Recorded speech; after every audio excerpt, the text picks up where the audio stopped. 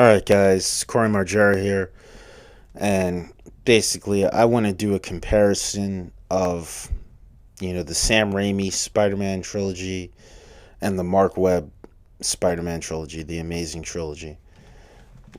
But, well, duology, the two movies that Mark Webb made so far. And, I've made it no secret that I prefer the Mark Webb movies over the original Sam Raimi trilogy for years now, but I really want to get into more detail of why I prefer Mark Webb's movies over the original Raimi trilogy. I have nothing against Sam Raimi. I have nothing against Tobey Maguire. I have nothing against the original cast, James Franco, Kirsten Dunst. I have not. This is nothing personal. It's just I think that the way you did your films was just completely ridiculous in so many ways, whereas Mark Webb, Andrew Garfield's just I'm just gonna get this out the way. Andrew Garfield is a superior Spider-Man. He is just a way more fucking badass Spider-Man. He's cooler, he's funnier. He just, the way he makes fun of the villains and stuff in the first two, in the Amazing Spider-Man 1 and 2, he's just really cool. I mean, and the thing is too, he's like, he's a good guy too. It's not like he's like Tony Stark's Iron Man. He's not like Robert Downey Jr. as Iron Man, where you could just see like, wow, this guy is, he's pretentious. He just wants to have world peace just to stroke it down his own fucking ego, But in this movie, Andrew Garfield, he gives life to Spider-Man. He makes Spider-Man cool, but he also makes him, humble and down to earth. Whereas Tobey Maguire's Spider-Man, he's just way too fucking nerdy for his own good. I mean, and I know, I'm a huge fucking Spider-Man fan. I know Spider-Man in the comics. I know he starts out as a awkward, socially awkward, nerdy motherfucker. Okay? But my thing is, once he becomes Spider-Man, he starts to come into his own. And that's something that Garfield does. And like, literally, I mean, and the thing is, too, people want to act like, Andrew Garfield was too cool for Spider-Man. Like, he wasn't awkward at all. And he wasn't nerdy at all. He wasn't smart. First of all, Andrew Garfield, he plays the role of Peter Parker, like, as far as his intelligence, very well. Like, coming up with the web cartridges, which happened in the comics. It wasn't organic web. It was in the comics. He came up, he made he made his own web.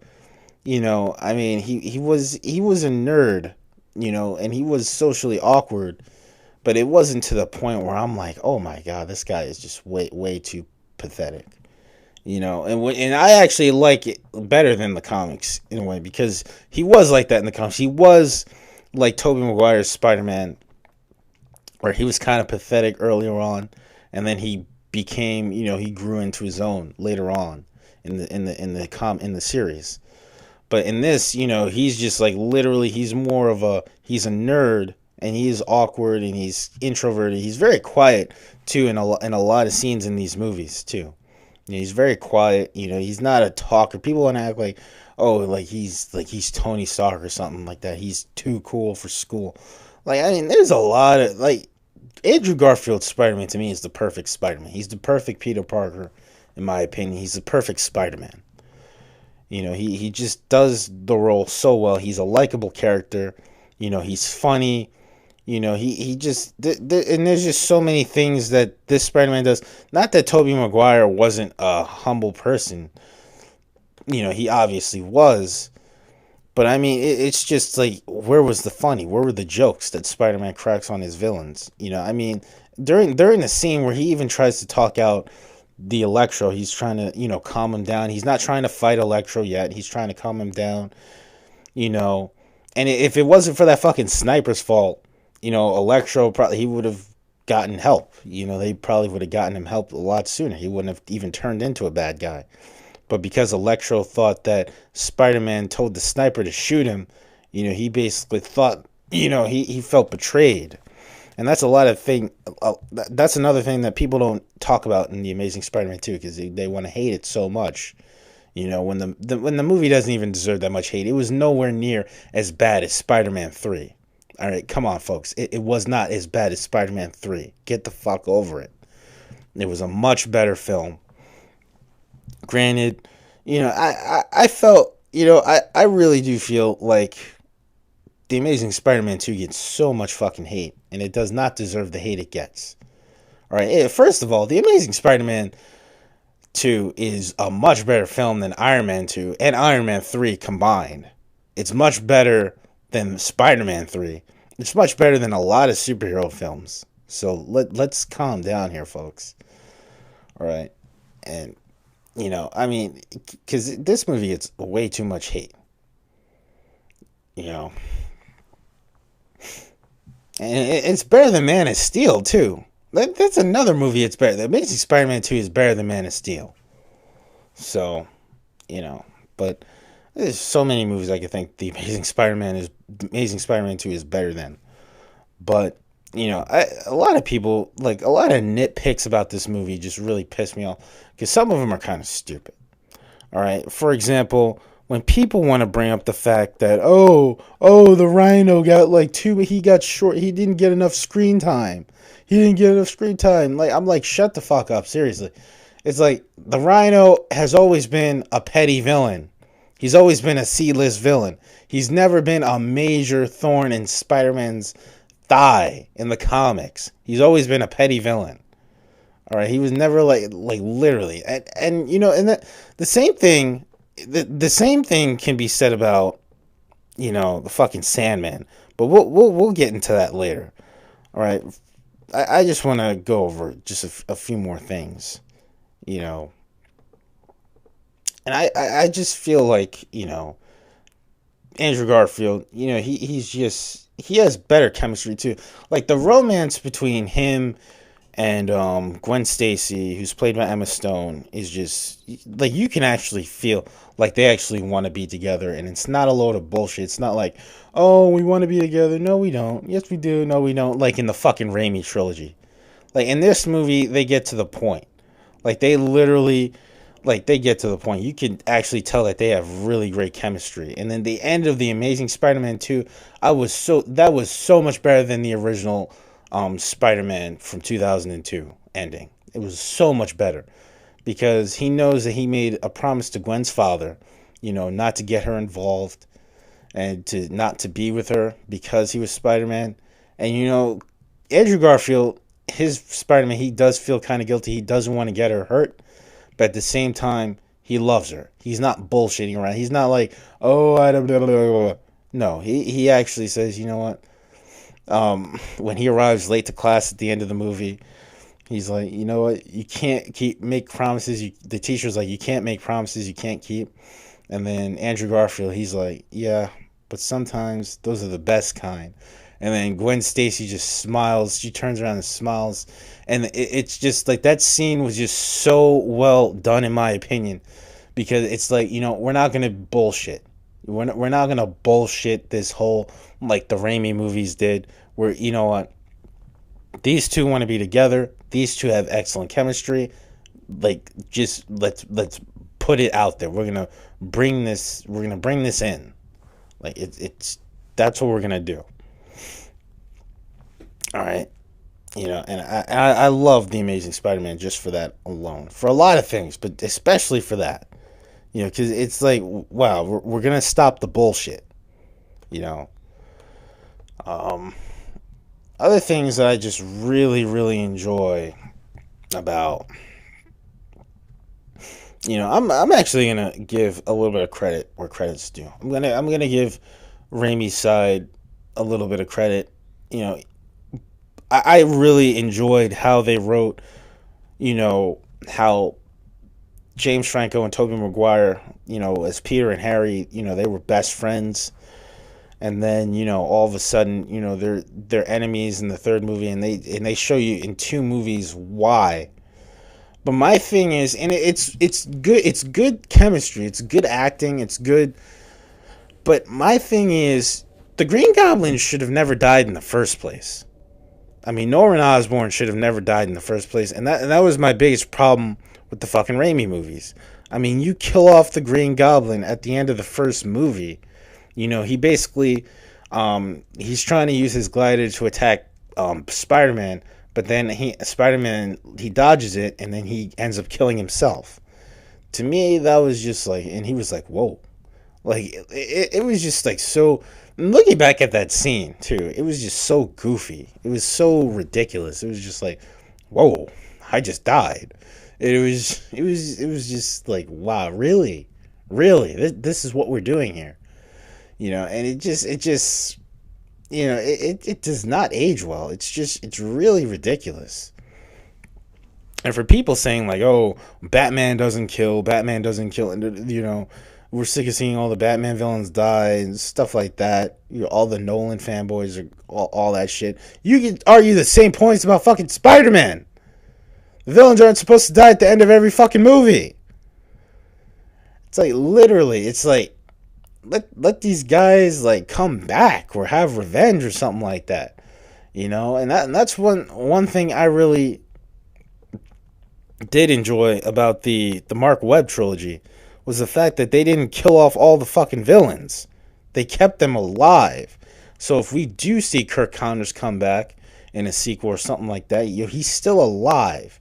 You know, they didn't just kill him off. You know, and that's one thing I didn't like about the Sam Raimi trilogy. They killed off every fucking villain, with the exception of Sandman. But you could argue he kind of like vanished in the thin air at the end of Spider-Man 3. And it was just like, wow, like, really? Like, did you, like, but, you know, all the flaws with the Amazing Spider-Man trilogy, I'll take over all the flaws of the Sam Raimi trilogy. I'm just going to leave it at that. Because if we're going to, okay, first of all, if we're going to turn Venom into fucking this, if we're going to have the guy from that 70s show and from the 2010 Predator movie play fucking Venom, that skinny motherfucker, Topher Grace, and we're like literally, he's not even built up. He doesn't even work out. You know, he doesn't, you don't even, like, literally, they don't even build this up. Like, if you want to bitch about the Rhino in The Amazing Spider-Man 2, you have to bitch about Venom. Because at least you can argue in The Amazing Spider-Man 2, Rhino was a petty fucking villain. Venom is not a petty fucking villain. He's one of the best Spider-Man villains of all time. Alright? You don't fucking treat Venom like that, Raimi. What the fuck? And you don't make the Sandman, who is a fucking minor fucking villain, you don't make him one of the main villains. Alright? Like, literally, they took the Sandman and made him like he was a major villain or something like that. Like, in the comics. Like, no. Like, the movie should have been the New Goblin, Harry is the New Goblin, and Venom. Those should have been the only 2 main antagonists. You should not even have brought the Sandman in. The whole, oh, guess what? The real killer of your Uncle Ben is still out there. It's like we really needed that. Like, we really needed it was just like, oh, just to get some shocks in, like, oh, wow, the killer of Uncle Ben is still actually out there? Like, no, it was bullshit. But to be fair, I will say this about the Amazing Spider-Man trilogy. I don't like how, you know, they quickly abandon, you know, Andrew Garfield trying to get revenge on his uncle's killer. You know, they quickly abandon it. Like, first, he's trying to find out who killed his Uncle Ben. But then, all of a sudden, you know, he wants to find out more about his parents. Which I like in this movie. I like it. And for people saying, like, oh, well, you know, this movie only appeals to hardcore Spider-Man fans, doesn't appeal to the casual fans. Wouldn't going after his parents and trying to find out who he really is, you know, explain a lot more to the casual viewer than, hey, you know, I'm Tobey Maguire, you know, he's living with Uncle Uncle Ben and Aunt May, we don't even know who his fucking parents are. And they don't even mention it. So wouldn't you think that that is a bit more of a casual approach to try to find out who Spider-Man's parents actually are? Especially, I love how in the beginning of the movie, the first scene is done. With his parents not wanting to leave him, but they have to leave him. And it kind of reminds me of Hey Arnold. And for those of you, that part right there, it just straight up reminded me of Hey Arnold from Nickelodeon. That just completely reminded me of Hey Arnold. But I thought it was really well done. It was an interesting story arc. Because it's good to explain, where his parents are, what happened to his parents, who were his parents. And I thought that was a good plot device. But I didn't think that they should have abandoned him going after Uncle Ben's killer. That really, and that's something that, and I don't know if they were going to bring it up later on as the sequels progressed. He was eventually going to find out whose Uncle Ben's killer was, and he was going to have conflict whether he should kill him or not, which would have made an interesting plot device, too, in a future Spider-Man movie, if they would have continued the Mark Webb trilogy. But, it is what it is. Sony is fucking stupid, like I said before. And if there are any dumbasses out there, Boonslayer, who want to defend big fucking corporations that are fucking retarded, go fuck yourselves, because you're fucking retarded as well for defending those big corporations, which you don't even get paid to defend them. But anyway, I really do like the Amazing Spider-Man trilogy. I really do. And there's just so many things, that it just does right. And people think that, Amazing Spider-Man 2 did a lot wrong. It's one of the worst comic. No, it's not. It's nowhere near as bad as Spider-Man 3. The pacing of the story. And let me tell you guys why I actually, I don't mind the fact that they brought in Harry and Electro in this movie real fast. Because first of all, they build up both of those characters pretty well, given, the fact that you're trying to build up two main villains in one movie. They actually did that pretty well, considering this. All right, you get to know a lot about Harry in this movie, and you get to see what kind of a guy Max Dillon is. Jamie Foxx, and before I get to Harry Osborn, let me talk about Electro for a second. Let me talk about Electro, because one thing that I kind of grinded my gears when I found out about this movie, that Electro was going to be in it and Jamie Foxx was going to be cast, and it just kind of, I didn't feel good at that, because I was just like, Electro, Jamie Foxx is going to be Electro, and I just thought it was going to be a complete miscast. And I still feel like I just don't buy into Jamie Foxx being an awkward social nerd. Like, I don't buy him being a socially awkward motherfucker. I don't buy into Jamie Foxx being like this social outcast. All right, anyone who knows anything about Hollywood who has seen Jamie Foxx in other movies, the last thing you think of when you think of Jamie Foxx is a nerd or a social outcast. So to me, even though he does a great job in this role, and he does a spectacular job with what he's given, I just don't see Jamie Foxx as a fucking nerd. I think they should have gotten fucking Guy Pearce from Iron Man 3 to play Electro, or get somebody who can actually play a fucking nerd. Or someone who's like socially awkward. Because Jamie Foxx is like, he's a big time player in Hollywood. He's not a nerd. He's not, like, when I think of even like his other movies, like, last thing I think of Jamie Foxx is a nerd. That's the last thing I think of, a socially awkward nerd, when I think of Jamie Foxx. So to me, I just didn't think this was good casting, but I can see kind of why they did it. They wanted to bring a big name into the series, like Jamie Foxx, compared to like Andrew Garfield, Emma Stone, who, even though she was in Superbad and she was in that Straight A movie with Amanda Bynes, Emma Stone wasn't really a huge, big star Hollywood A-list player. She was still kind of looked at as kind of a teen actor.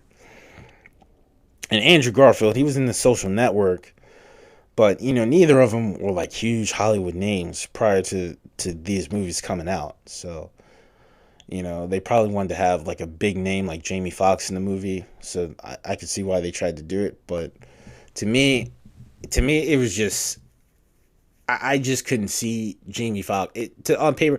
And the thing is, he does a great job in this movie with what he's given. He does a great job, but I just don't see him as, I don't think of a nerd when I see Jamie Foxx.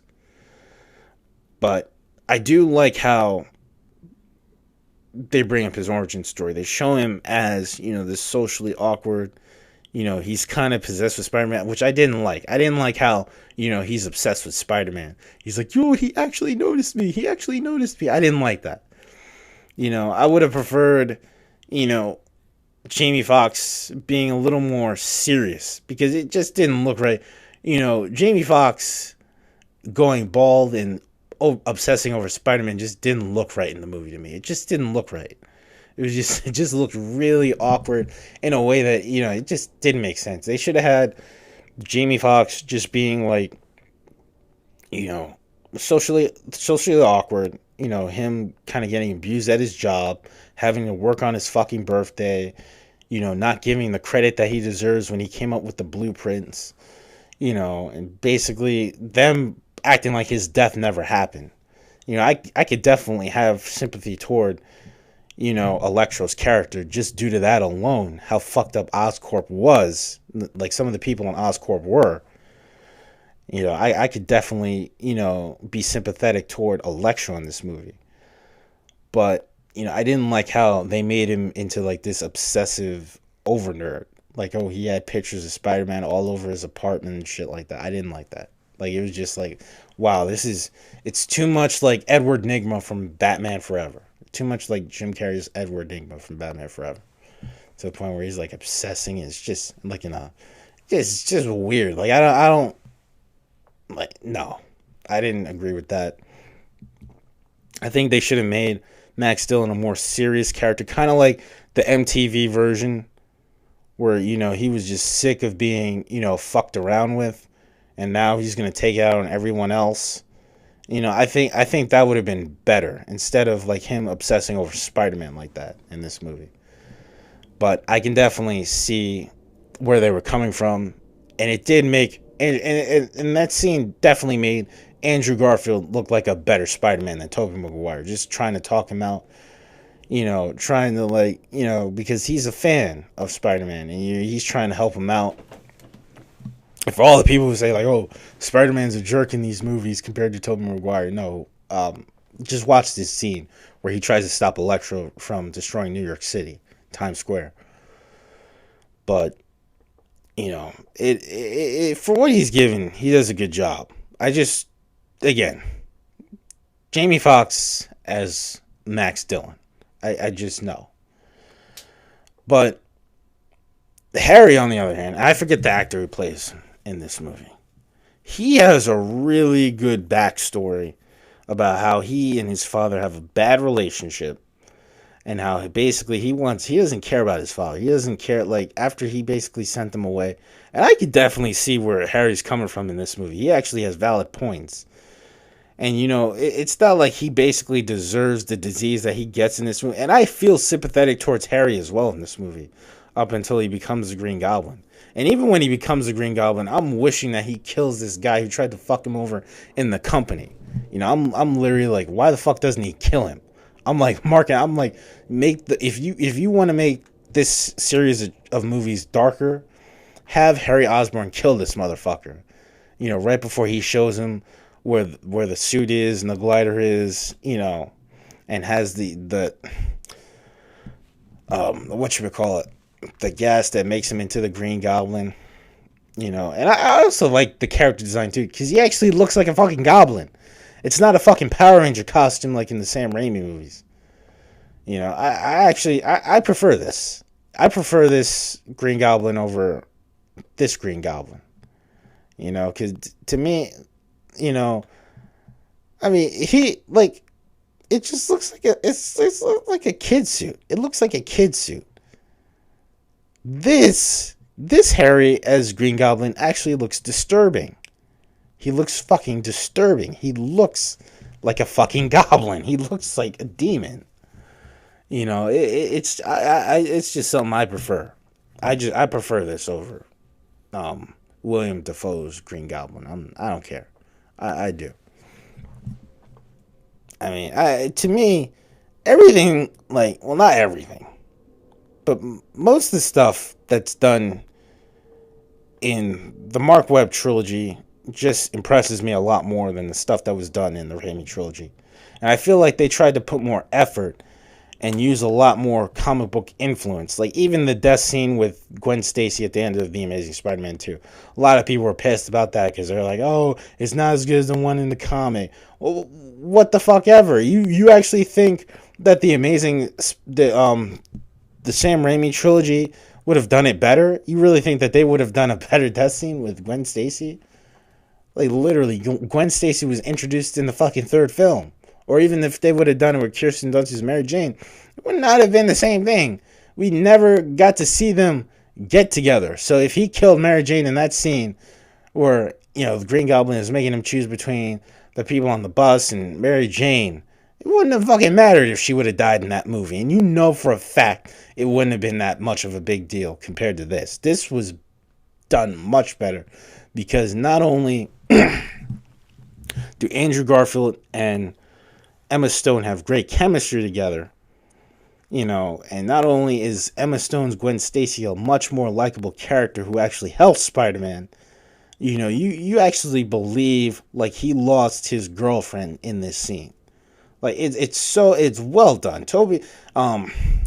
Andrew Garfield, you know, he truly makes you convinced like he's literally pissed. He's literally like depressed. He even stops being Spider-Man for a while after this, you know, and that's a much better reason to stop being Spider-Man than, you know, magically losing your powers just because you're emotionally distressed. Like, literally, freaking Tobey Maguire can't even climb on the walls anymore. He can't even use his web anymore. It's like this magic emo web. You know, that doesn't happen in Garfield's movie. And I was so pissed off when that happened in Spider-Man 2. Like, all of a sudden, he can't be Spider-Man anymore. He loses his powers just because he's going through an emotional rut. I'm like, seriously, no. No. Like, seriously, no. All right. Andrew Garfield, like, it's just much more true to the comics, in my opinion, than Raimi's Tobey Maguire was. It's much more truer to the comics. And on top of that, you know, as far as best costume, while I did prefer the costume that Tobey Maguire wore over the original Amazing Spider-Man, because I just thought it was just way too... I thought it just tried to be too new for its own good. I do think that the costume in The Amazing Spider-Man 2 is great.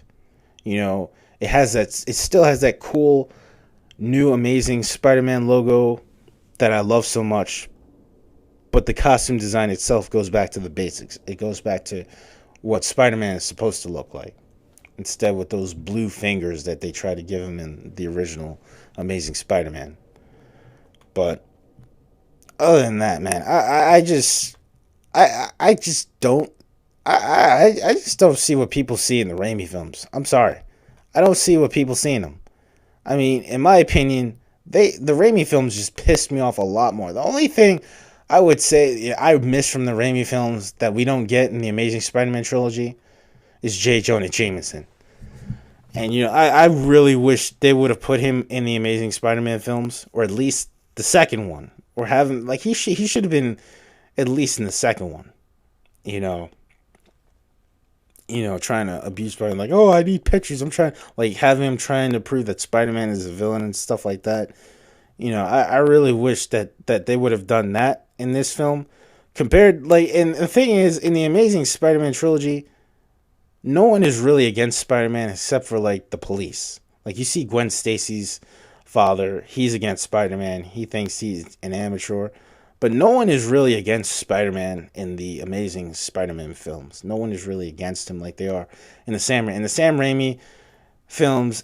Like, people they start praising him and then they hate him, and then they start praising him again and then they hate him, and it's just like back and forth, and that's I kind of like that about the Mark Webb films better, because it's like, you know, for the most part, it's not like people are like two-faced about Spider-Man, you know, with the exception of Spider-Man 2, you know, and stuff like that, where they all saw him unmasked. It was just like, you know, why are they going, but why are they trying to make him feel like he's hated? Why are they trying to make him feel like he's loved? Like, to me, that was kind of like foolish.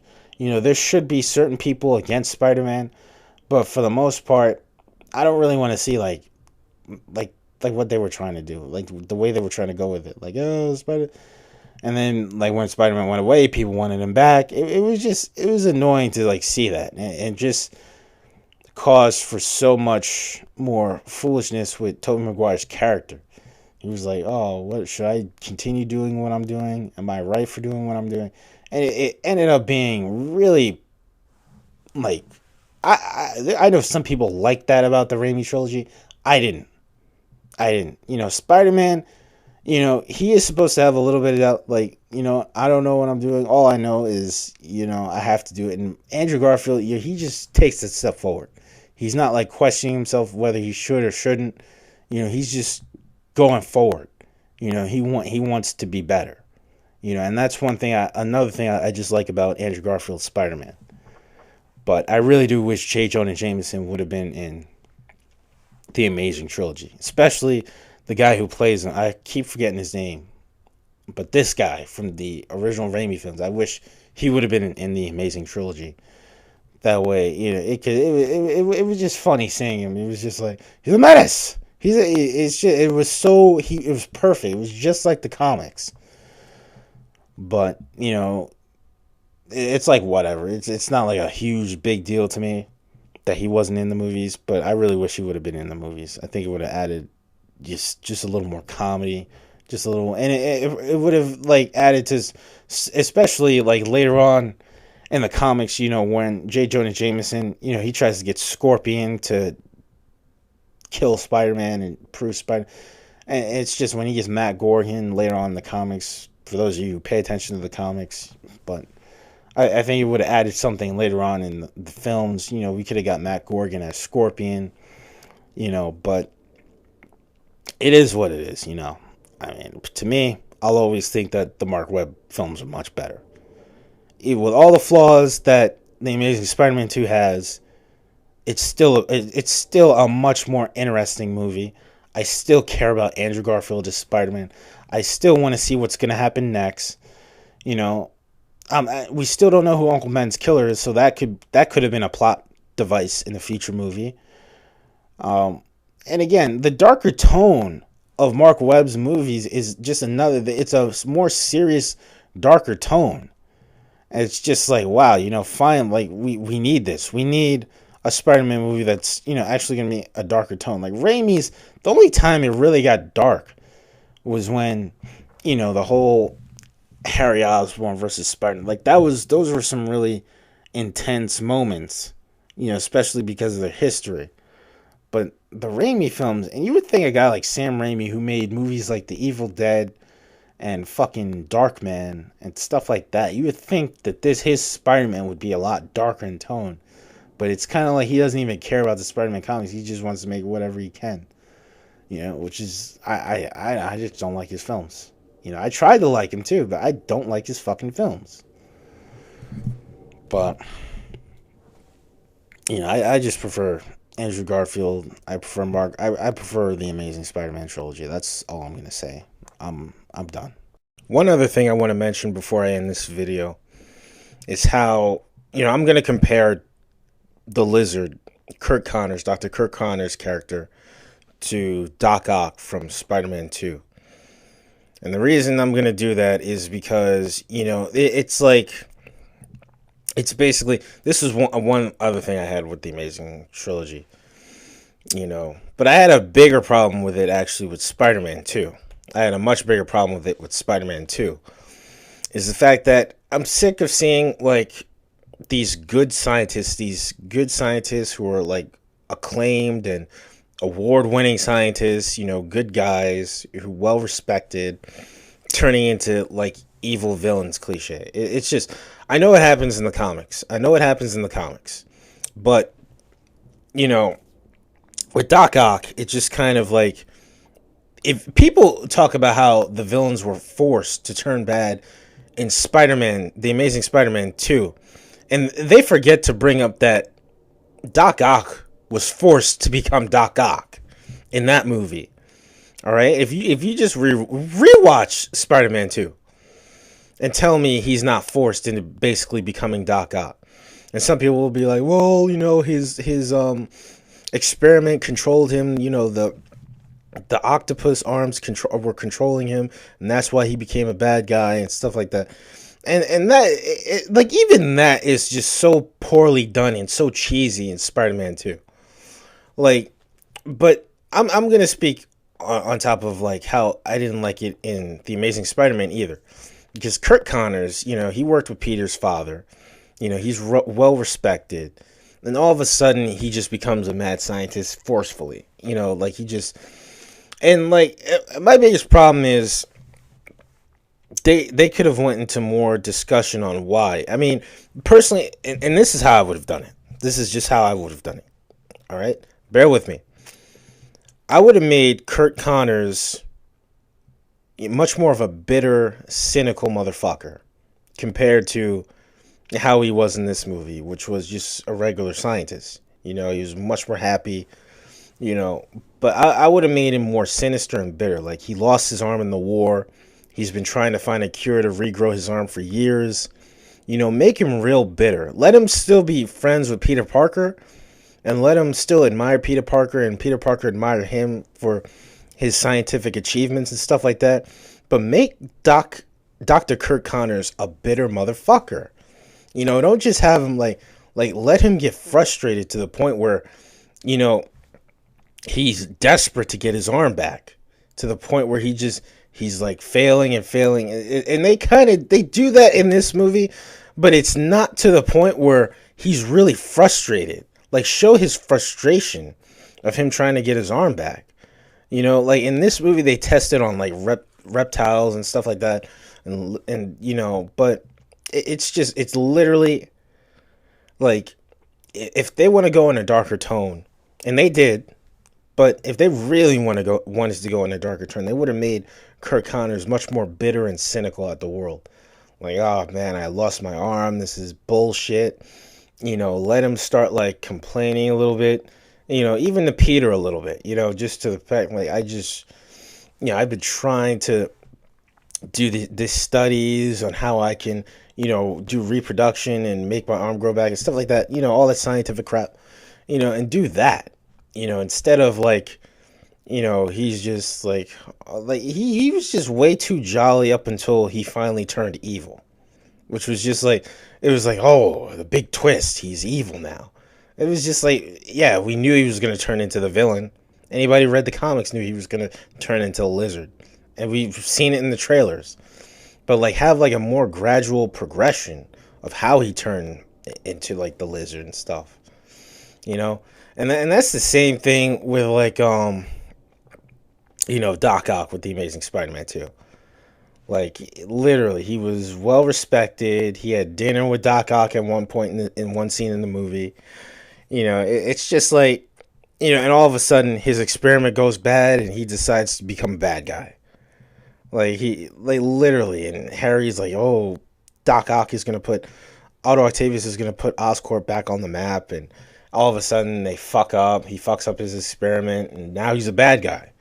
You know, they don't even have any gradual, like, there's no real change in that movie either, which kind of like, you know, it was just like, it just happened.